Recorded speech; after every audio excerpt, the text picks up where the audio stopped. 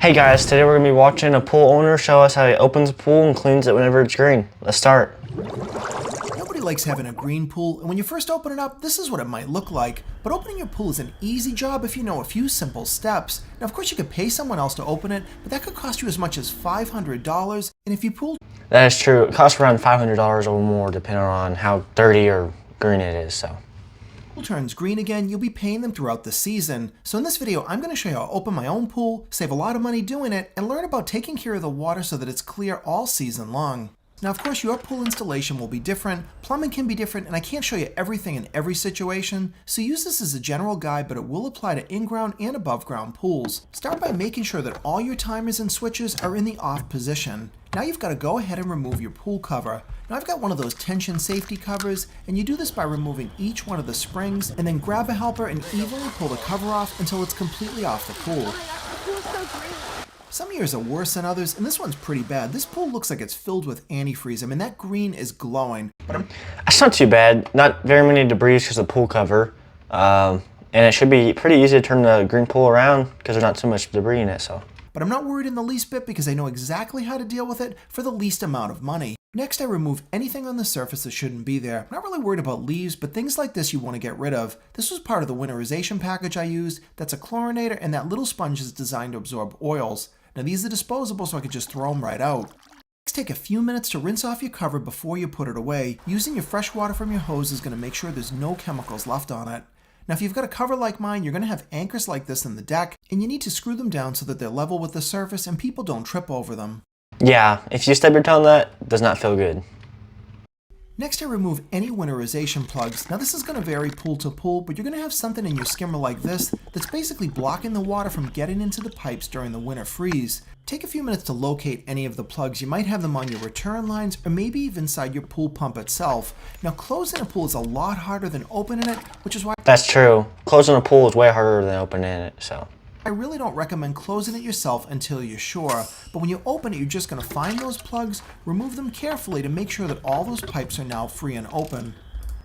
You also want to take a minute to reinstall any hardware that was removed when they closed your pool. Now on mine, I've got these underfloor jets, and this piece needs to be reinstalled before I can start the pool up. And this is simple. This one just goes into position, and then I just put the cover back in place and tighten up the clamp. You'll also have to reassemble your filter if you took the cartridges out before the winter.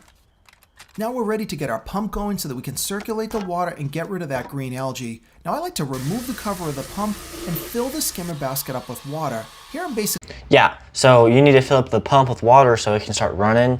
Whenever you close on the pool, there's like no water in the pumps. Or, you know, the pipe. So you need some water flowing and then you turn on the pump. He's about to turn on the pump, so. Basically priming the pump, and this is going to make it a lot easier when I turn it on. You probably won't be able to fill it to the top, so once you've got some water in the bottom, that should be good enough and you can replace the lid and tighten it up.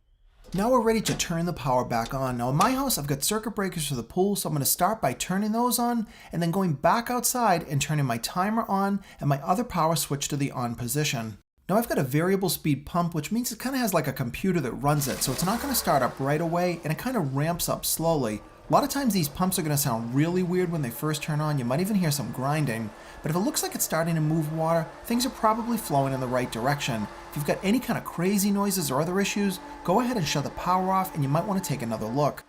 It usually takes a minute or two before the pump gets up to full speed and you start to see all those air bubbles disappear.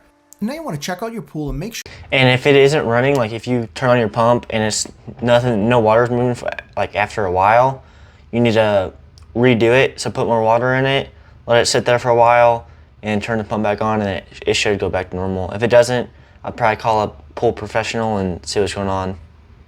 Make sure that the water is moving. You should see it inside your skimmer basket flowing, and then also on the surface because your return lines are circulating the water around. You also want to make sure that your water is at the right level. Now if you drained it way down before the winter, you might have to add water before you could even turn that pump on. Or if the water is way too high, you might have to use a small utility pump to lower it down.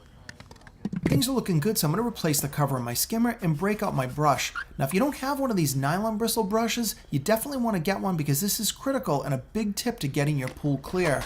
You don't want to add any chemicals until you run that brush across the entire bottom of the pool. Now, this model works really well and it's pretty easy to do. It's kind of just like sweeping the floor. And by getting all that algae and debris suspended in the water, it's going to allow our chemicals to kill that stuff off. And now into one of the best secrets to get your pool clear fast. Don't waste money on algicides, treatment chemicals, or anything else. You just need to buy this, liquid chlorine. Now, you might never have used this before, but this stuff is fantastic for opening up your pool. Works just like the powdered stuff, but it works instantly, and it's going to attack that algae that's floating in the water.